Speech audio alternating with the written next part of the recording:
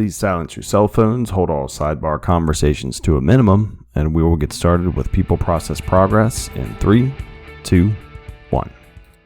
Hey everybody, welcome back. Welcome to People Process Progress episode 30, the 7 patterns of highly efficient project managers. Yes, this is a play on the outstanding work by Stephen R. Covey that was published in 1989 called 7 Habits of Highly Effective People.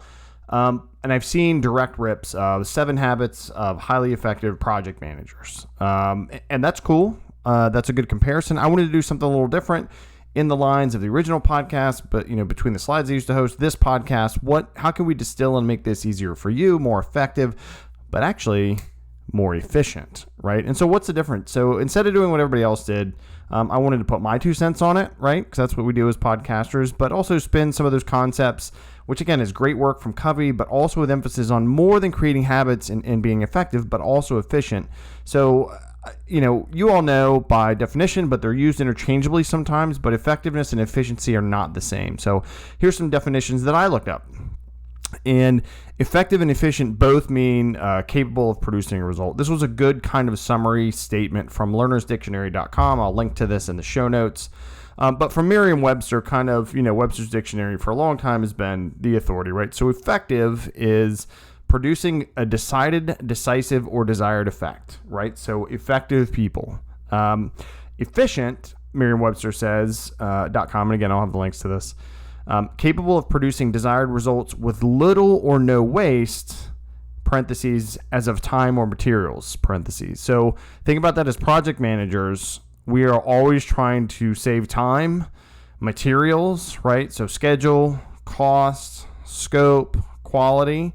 We need to be efficient in doing that. And what I've done is I've looked at Covey's work, and I've looked at the 7 habits, and I've looked at, what some of the stuff I've actually talked about on the show before, which, some other things that other folks talk about, but things that I do as a project manager or that I've seen others do as project managers, program managers, leaders in fields, and that I will find helpful, and hopefully you will find helpful. What is also going to be helpful to this show is if you subscribe, follow us on Facebook, People Process Progress, peopleprocessprogress.com, some updates to the website coming, or reach out to me, peopleprocessprogress@gmail.com, and Kevin Pennell, Pannell, on LinkedIn. Please feel free to reach out there. I'm on Instagram at People Process Progress as well. So give us a follow, likes. That really helps get the show a little more exposure. And hopefully get more subjects and more topics, and we have some exciting interviews set up and some more focus. So let's get into this. So I'm going to move through these habits, through these patterns, right? So what we want to do is create efficient patterns in ourselves as project managers. I think we do. And so here's insight into how I think we can tailor these processes, right? Or tailor your process as a whether you're a project manager, whether you're a coordinator, whether you're not even in project management, whether you want to get into it. Hopefully this gives you some insight into how you can help. And even if you're not officially wearing a project program coordinator hat, if you're working on something you've been assigned, whether you're in public safety, public health, private sector, wherever you are, these are things that can work anyway and help build efficient teams and help your teams make progress, right? That's a big thing on the show. So the first thing is take ownership. Yes, just like Jocko Willink and Leif Babin always say in their book, Extreme Ownership, it works, it helps, it shows that you care, it shows that you're not going to use the they statements. And as the project manager, I've said this before and I agree, we don't really own any of the people or the stuff that we bring together to complete projects, right? But what we do own or should feel big ownership on is the process, right? And we should take responsibility for all the aspects of the project's successes and failures. So we should, when we do great, own it and give praise where it belongs to our team. When we have failures, and this is probably the hardest part, right, of not using those they statements and, well, they should have done this and they didn't tell me and I didn't know. And again, you don't show up for the big meetings with people with leadership not knowing stuff about your project or your program or whatever you're doing. As the project manager, you have to take that ownership, as Jocko and Leif say, extreme ownership. So even, here's an example. So as a project manager, you're not the one that fat fingers a code, right? You hit the wrong button and causes a system to crash, right? Unless you're in a really technical project management role and you're also part of the team, kind of wearing both hats, you're probably not doing that as a traditional project manager. Now, could we consider as project managers, I'm not the one that hit the key. Okay. Could we consider, though, that we could have provided more clear direction or more time or more resources for the analysts to maybe they weren't as rushed, and maybe then they wouldn't have made the mistake. Could be, right? Sometimes stuff just happens, but you know what? Always look at it from that thing. Okay, I own this. I'm supporting the project. I don't like to say it's my project when people say your project, and I get it. It's yours because you're assigned to it, but it's not really mine, right? It's the process to get people together to make that progress together on the project. So just think about that. How can you take ownership in different aspects? And it doesn't mean take all the blame, but how can you constantly do reviews? So the first thing I think that's going to be a really efficient pattern is first take ownership. You got to do that, right? Always consider, what could I have done better to help my teammate and the team overall, just every single time, and throughout the life cycle of the project. The second thing, which, kind of parallels Covey's second habit, is plan with the end in mind. To me, I say plan ahead, but be flexible, right? And so Covey's makes sense, plan with the end in mind, but, sometimes trying to cram all the planning up front for projects is like trying to use a crystal ball or magic 8 ball. And for some things, we do have to do that, for construction, or where you have to have, like, say you're building a house, a foundation, and then the frame, and then the pipes. You have to do those things in order, but also be ready that what if something happens, and just be flexible enough to not be so stringent in, well, we said this 2 months ago, it has to be just like this. Now, that doesn't mean you're not going to have fight scope creep and use your committees and make those decisions. It just means plan ahead, but be flexible and dare I say, air quote, agile, right? That's a big thing, especially if you're doing software development. Again, it's hard if you live in that waterfall world. I know primarily I do, and I have, and trying to get some more agile action in there. But we need the foundation for the frame, as I talked about before. But we have to be flexible. So if it doesn't go our way perfectly, okay, and then what? And I'll get into that a little bit later, but stuff happens, right? So people get sick, they change jobs, supply chains get stalled. COVID-19, anyone? Personal protective equipment, right? So imagine that you had this plan, even if it was, say you're doing incident management or something, you had this whole plan. Now you can't order things from another country. Now you can't get meat from the supplier. Now you can't get supplies for the project you're supporting. All of that real-time stuff happening. So you could have planned ahead to a T, but you have to be flexible and think about, how do we lessen or mitigate these risks?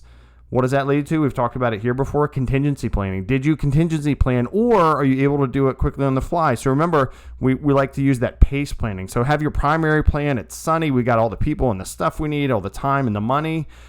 And then consider an alternate plan. We have to go 50 to 75% people money, and we have to do it in less time. Got to consider that alternate contingency plan. Okay, we lost our primary resource. Can we contract our expert, right, our analyst that's going to do the work? So now you're getting into, you can't necessarily replace or just go down in percentage. You're actually losing resources, losing time. Okay, this regulation says it now has to be a month earlier, so you can't move those things. And then emergency plans. What if someone completely leaves? What if there's a total reorg? Just stuff that you can plan for. In the emergency plan piece, really this PACE model is really focused on wildland firefighting, public safety, but it applies here in project management too, because there are emergencies, right? In real life, things happen. What if a pandemic hits your entire organization, right? So now what if everyone has to work from home? We can't do this. People can't visit. Changes the whole thing. So PACE planning, primary, alternate, contingency, and emergency plans. That's part of the planning ahead, but be flexible. Second, efficiency here. If you didn't PACE plan, or you don't have a good continuity of operations plan, and I think we've seen this a lot from COVID, and even I think, from some of the protests, but more so the violent pieces of the protest, the civil unrest, it's not too late, right? Rally the team, plan out the steps, and then be ready for it, and then what? And just keep looking to that for the future. And here's a perfect quote that has to do with, you can plan ahead all you want, but you got to be flexible. No plan of operations reaches with any certainty beyond the first encounter with the enemy's main force. So that's from Helmuth von Moltke from 1880. He was a Prussian military commander.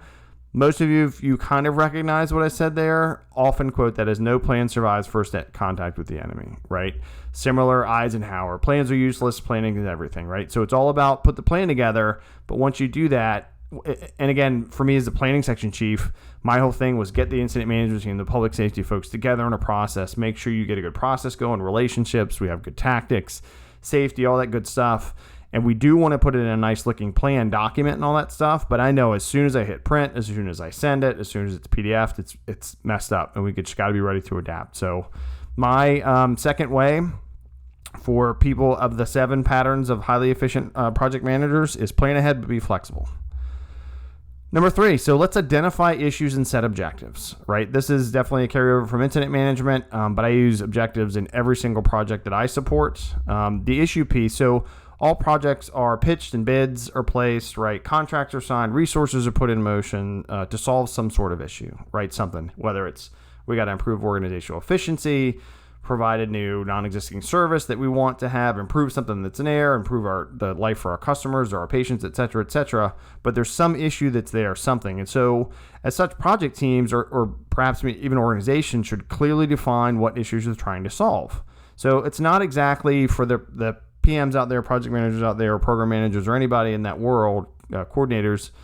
It's not necessarily your issues list. We've already kicked off the project. You had the risk, and it happened. The risk was we would lose 3 people. It happened. Now it's an issue. This is more akin to a business need or needs analysis, right? So what are the issues that we're trying to solve organizationally, not necessarily what are specific task-related or resource-related issues in the project, right? So from these issues, and I've touched on this before, there's this whole exercise you can do with sticky notes, right? So if people get together, and you can just say, hey, what are the issues you think exists with this special event, with this incident, with this project, the software upgrade, whatever, put them together and then group them, get rid of the duplicates. And then the next step, which I'm a huge fan of, is set objectives, right? So from the issues, the project managers or the PMO office or whoever's coordinating this effort is going to create those good old SMART objectives, right? They're going to be specific. They're going to have some kind of measure, so they're measurable. They're going to be achievable, and that's got to be agreed upon. Do we think we can do this? They have to be realistic, and they have to be time-based, like by when. So, they won't all be perfect like that. That's why it takes practice. That's why I think you should for sure do objectives for projects, special events, incident response as often as you can, because you'll get reps doing it. You'll get practice.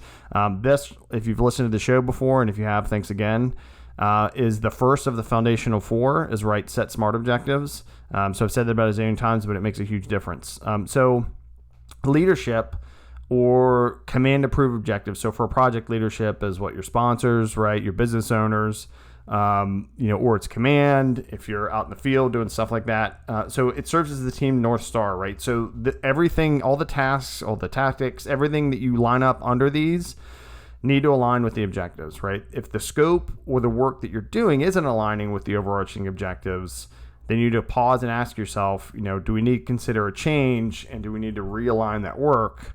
Because those were approved at the highest level. They were made by the team or with leadership of the project pretty early on.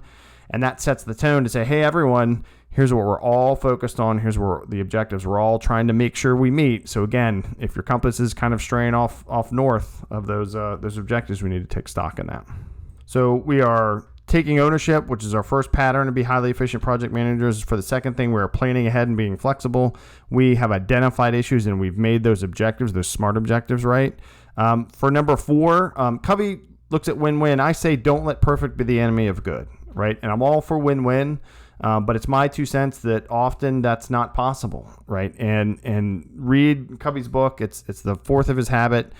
He makes a great case for it. I'm just giving a different perspective here, right? So think about during contract negotiations, the seller wants to make profit while the buyer wants to save money. At some point, agreements are made on initial purchase, ongoing support, and more. Is it truly a win-win? Does everyone really get everything? Or is it just the excellent art of compromise? I think it's the latter. Compromise is key. Compromise happens. It's the key to successful marriage, to successful, parenthood. You have to give and take. You have to be willing to stand up sometimes, and you have to be willing to give sometimes. And as a project manager, same thing. So that thing about contract negotiations, that's a back and forth. And can you get to a point where everybody, air quote, kind of win-wins? Sure, but somebody gives a little more than they actually want to at some point, and that's my point. So, I certainly didn't come up with perfect is the enemy of good, but I love it. I particularly believe in perfect is the enemy of good, or remembering that when there's time is of the essence, when you're working from a contingency plan, when you have less money, fewer people, you approve the scope.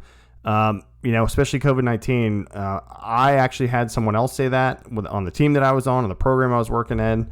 And I was so glad they said it, because you start iterating and trying to keep doing this and doing this and doing this. And you're like, okay, at some point we just keep having meetings and we keep doing stuff.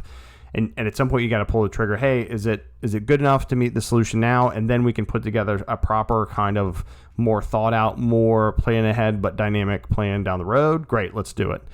So sometimes though, we can get lost in the process and think, okay, we have to do all this administrative stuff, or we have to do this, or will this help the project? And who's going to read that? So I think consider that too. So what is an effective, amount of communication, of documentation, of information to share, to set up front, to share with stakeholders, to get approved by your business owners, by your sponsor? We need the support from our leaders. We have to lead teams. Sometimes we have to go off script, right? But it's still aligned with those North Star objectives. So while this may not be perfect right now, if it's an adjustment because we had to hit those contingency plans up, that's part of being a project manager, is having that discrepancy to be able to do it. If you don't in your organization, try and work that in as best you can. Much of that is going to come from experience. It's also very important to keep leadership in the loop. So again, if you're in a contingency scenario, your direct leader and on up shouldn't be surprised when you say that in a weekly meeting or a monthly meeting to a steering committee. They should already know about it. And if you have some sort of 80% solution, you got to get it approved by the stakeholders, right? Make sure, it is, or do your best to communicate it in a timely manner so there's no surprises. That's not fair to you, to your teammates that you're representing on calls, certainly not to that leader. So we have taken that ownership. We have planned ahead, but we're staying flexible.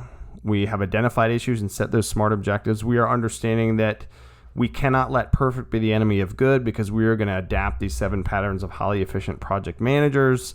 I think we should always consider the OODA loop. So the OODA loop, and this parallel for Covey, is seek first to understand, then to be understood. It makes total sense, and I agree 100%. It hits on the principal application when you're communicating with your stakeholders, teammates, and vendors. I just like the OODA loop tool because it's easy to remember. Right? Seek first to understand and then be understood, to me, is very communication focused, which, he talks about in his book.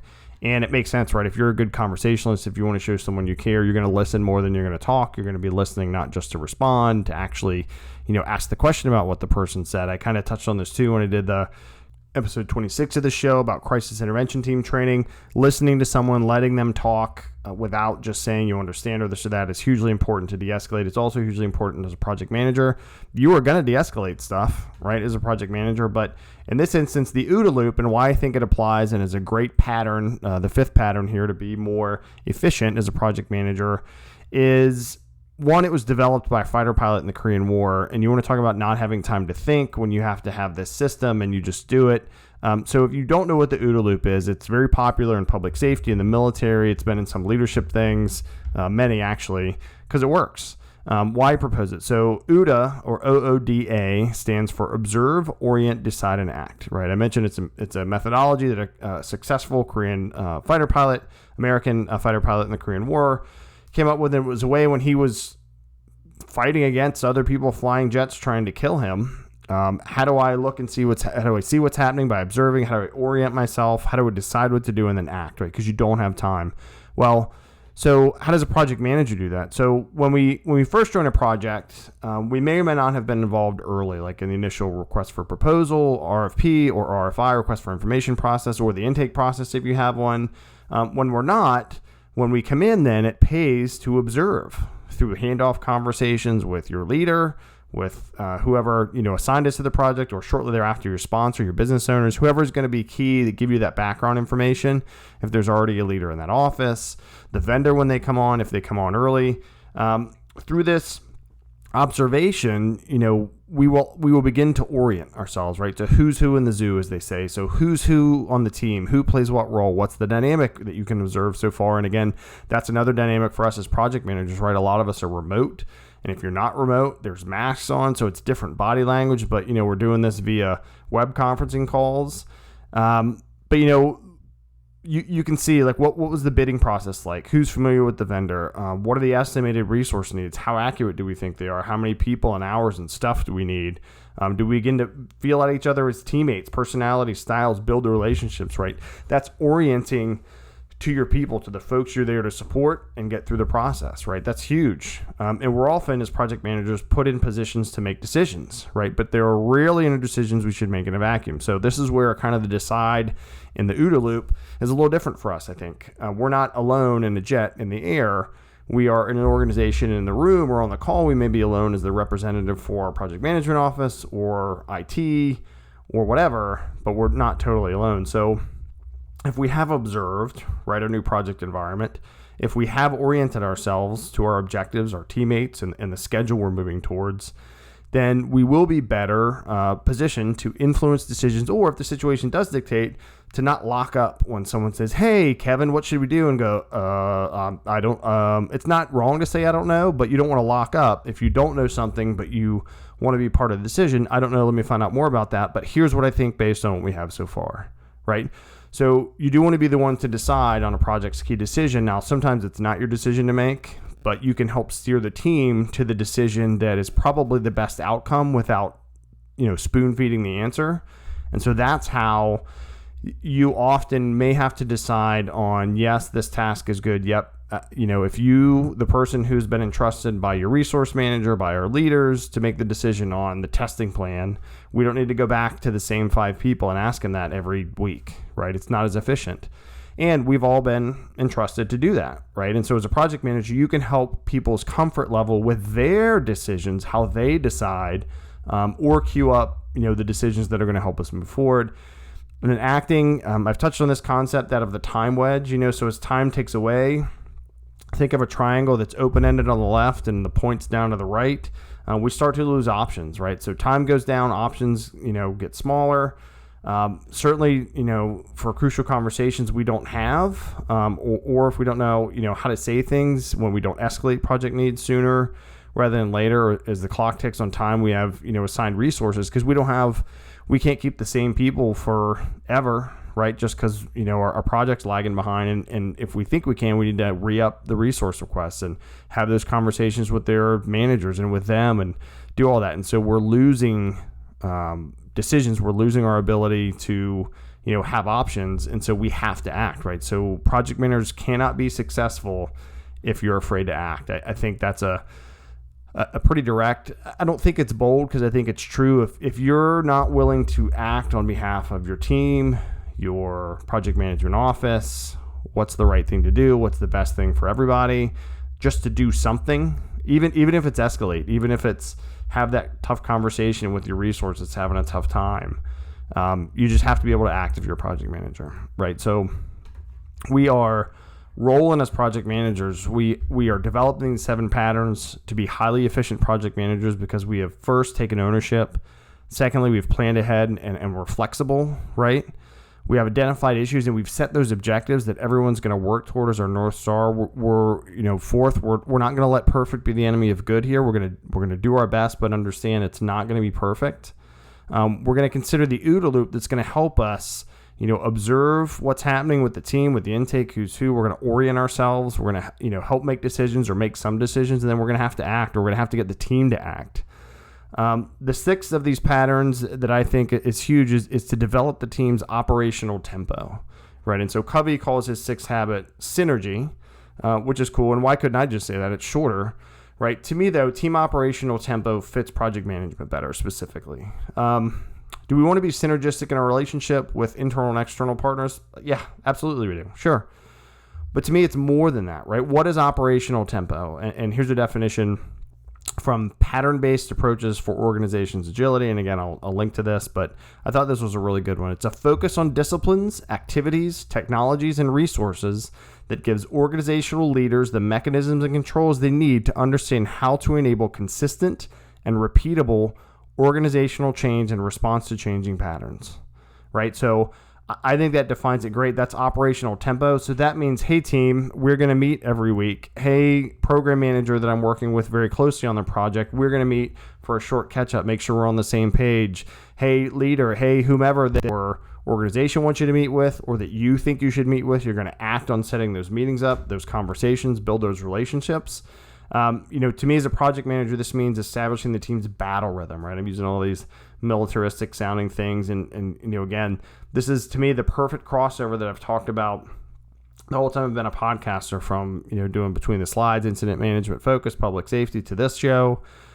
There's so much crossover, and good process works anywhere. So battle rhythm, operational tempo, flow of the team, with the environment, developing, whatever that is. But, that battle rhythm and regular meetings, with the folks that you need to, the full project team meetings, and making those meetings efficient, right? The project team meetings should be part of the operational tempo, and that meeting should be, my ideal meeting that's a weekly check-in with the project team is half an hour or less, right? Because unless something comes up, which happens every now and then, it needs to become a working session because it's already a block of time that everyone has reserved.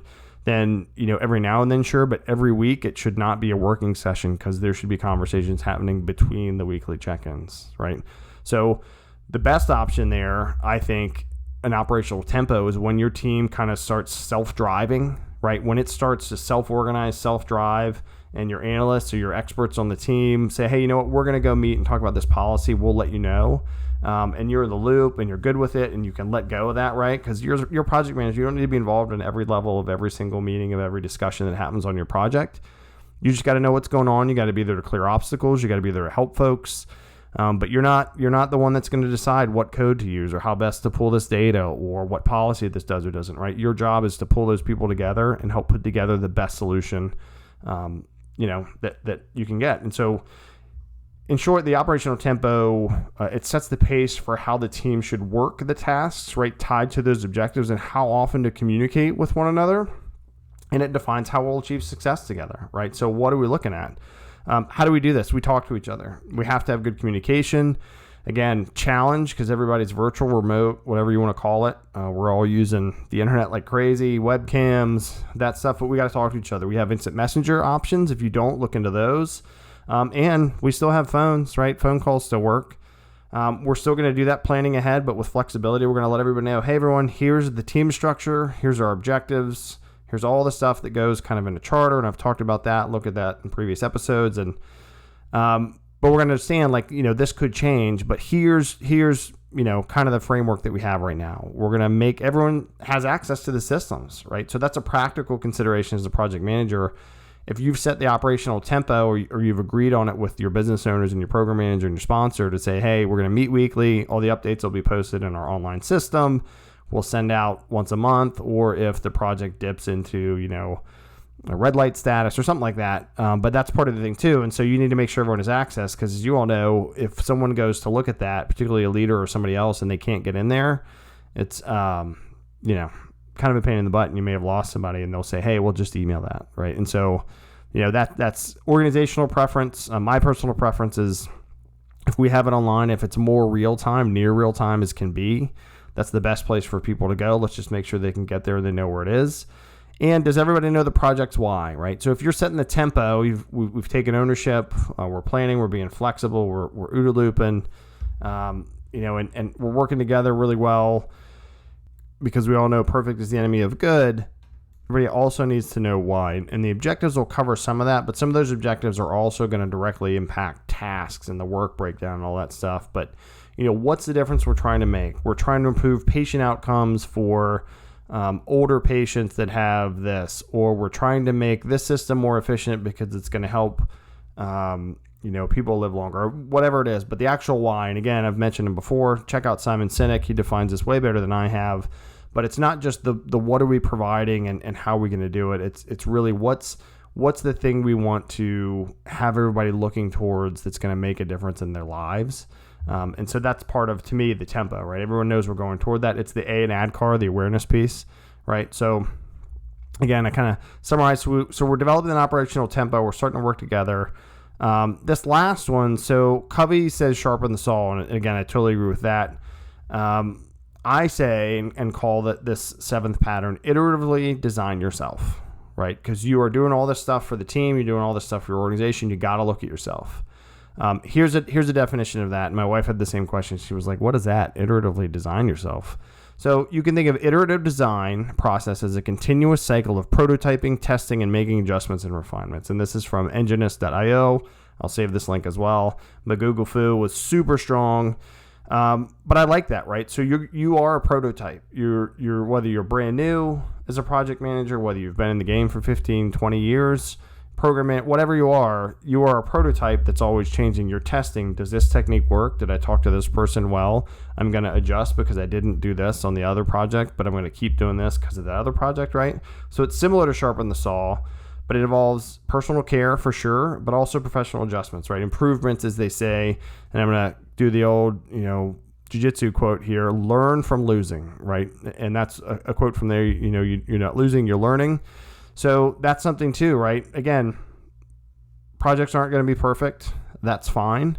For me, I'm a pretty confident person, right? I also realize at 46 years old, with over 25 years of professional work, 18 years of marriage, 13 years of fatherhood, I have a lot to learn, right? I cannot be complacent. I can't think, well, I know it all. Nobody needs to tell me what to do. It's just not true. It's not true for any person on the planet, right? As a project manager, I submit that we have to feel the same. I would say consider these things. Am I honest with my lessons learned from each project, right? It goes back to number one. Are you really taking ownership? Have I tried my best to kill the air quote they from my vocabulary when it's time to be objective, open, and honest about the areas for improvement in project that we help facilitate, right? We were assigned the project. Our deal was we were handed this great opportunity, this great responsibility to get all these people together from different groups to solve this problem, to address these issues, to work on these objectives, to put this non-perfect but really good plan together. Are we honest with ourselves when it goes great?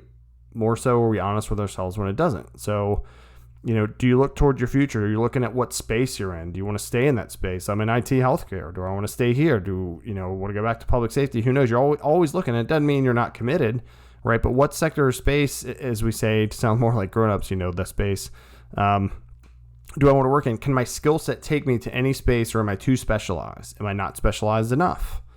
Again, this is just thinking about yourself as a professional. What about certifications? I've touched on this. I have my project management professional. I had public safety and incident management certifications. I'm still an emergency medical technician. The EMT one's a little different because you actually, have to do that to practice. You don't have to have a PMP to be a project manager, but they are great for, we'll speak to the PMP and other project management certifications. They're great for establishing a place on your resume, to pop up in job searches, to stand out on LinkedIn. And they do show that value, right? You went towards something that was challenging. If it's, one of the harder ones, PMBs is one of the harder ones for sure. And there's other ones out there that you said, I'm going to try and do this thing. And then I did it. Right. And then if you don't do it, try again and do it. Right. But it shows that you set a goal and you completed it. Remember though, this is what I've said a lot, and I firmly believe it. A certification, whether it's Scrum Master, Agile, PMP, whatever, does not make you a project manager. Doing the things we talked about here does, and this isn't a perfect definitive list. I think it's pretty darn good though.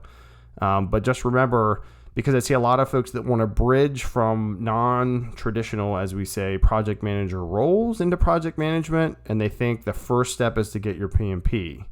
So that could get you, like I said, pinged on a search and resume, which is good, which is helpful. And you say, well, yeah, that's what I want. But when you get in the door to be a project manager, it's not going to make you any better, right? Other than knowing, the terminology and the ITTOs and all that stuff. But the practical application of those things, it's not going to really give you. So if we keep in mind, to me anyway, that mindset of constant iteration, we can help reduce our own complacency. We can help ourselves, our organization, and our leaders grow and succeed, right?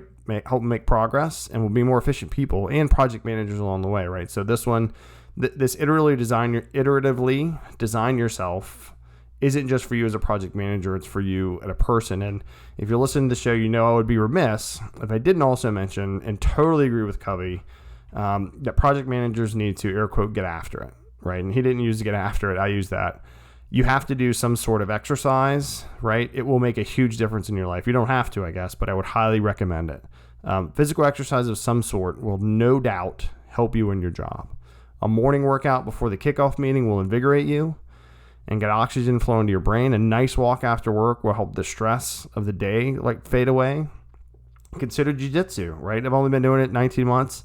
You will get hooked. You'll probably be sore, all that jazz, but it's a way to put into perspective your hard day or something else, right? Go walk the hills in your neighborhood or go for that bike ride or do a yoga class, but something where you have to make yourself do it, or a group class, whatever. I have a garage gym. I work out a lot alone. Jiu-jitsu, obviously, I did. Hopefully, we'll get back to that next month. But I've been working out in my garage gym by myself. My wife's out there, though. My kids start doing it.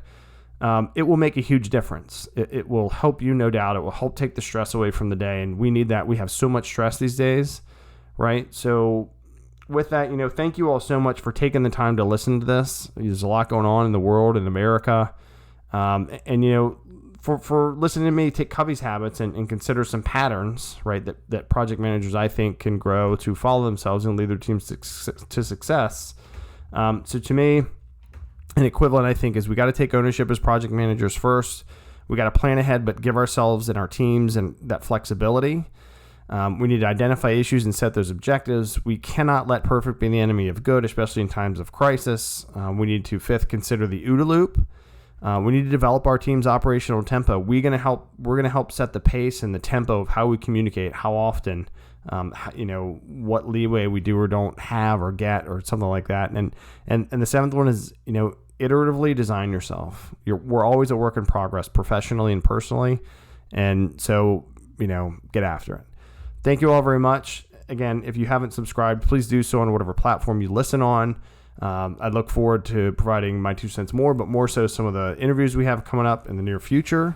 Thank you so much. Wash your hands. And, of course, Godspeed.